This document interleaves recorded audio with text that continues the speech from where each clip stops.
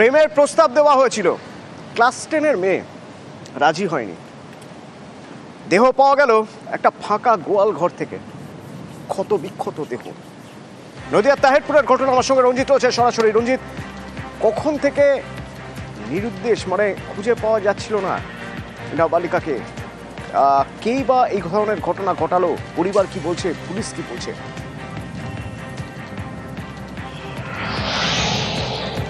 দেখো, তাহিরপুর থানার যে ঘটনা, রীতিমতো চাঞ্চল্য ছড়িয়েছে এলাকায়। কারণ দশম শ্রেণীর ছাত্রী গতকাল সন্ধ্যায় 7টার সময় তিনি মামাবাড়ি যাবেন বলে বাড়ি থেকে বেরিয়েছিলেন, পাশের গ্রামে তার মামাবাড়ি।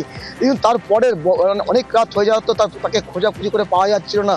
এরপরে স্থানীয় বাসিন্দারা তার একটি পাশে এলাকায় গোয়াল ঘরের মধ্যে তার ক্ষত বিক্ষত দেহ দেখতে পায় এবং পুলিশকে খবর দিলে পুলিশ ঘটনাস্থলে আসে এবং স্থানীয় একটি যুবক, তার নাম প্রসেনজিৎ মণ্ডল, ডাক নাম শুভ, এবং তাকেই কিন্তু সন্দেহ করে। কারণ এই প্রসেনজিৎ মণ্ডল এর আগেই মেয়েটিকে উত্ত্যক্ত করতে বলে পরিবার অভিযোগ তুলছে এবং একাধিকবার তাকে উত্ত্যক্ত করেছে এবং বারণ করার পরেও সে কিন্তু পিছু ছাড়েনি।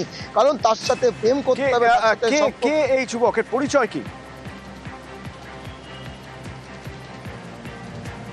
দেখো, প্রসেনজিৎ মণ্ডল এলাকারই যুবক এবং তার দীর্ঘদিন ধরেই এই ছাত্রীটিকে উত্ত্যক্ত করতে এমনটা অভিযোগ তুলছে তার পরিবার, এবং তাকে কিন্তু বারণও করা হয়েছিল এই ধরনের ঘটনা ঘটাতে। কারণ যেহেতু ক্লাস 10-এর ছাত্রী এবং তার পরিবার জানতে পেরে বিষয়টি সেই ছেলেটিকে ডেকে তাকে বারণ করে দেওয়া সত্ত্বেও কিন্তু গতকাল যে ঘটনা ঘটেছে, প্রাথমিকভাবে পুলিশের যে তদন্ত উঠে আসছে যে প্রেমের বাধা পেয়ে, অর্থাৎ প্রেম করতে না পারাতেই কিন্তু এই ছাত্রীকে খুন করা হয়েছে এবং একাধিকবার তাকে কোপানো হয়েছে, এমনটাই কিন্তু পুলিশ তথ্যে উঠে আসছে। তবে যে ঘটনা ঘটেছে, গতকাল সন্ধ্যার পর থেকে ছাত্রী নিখোঁজ ছিল এবং এলাকা বিভিন্ন জায়গায় খোঁজাখুঁজি পরে তার রক্তাক্ত দেহ উদ্ধার হয়।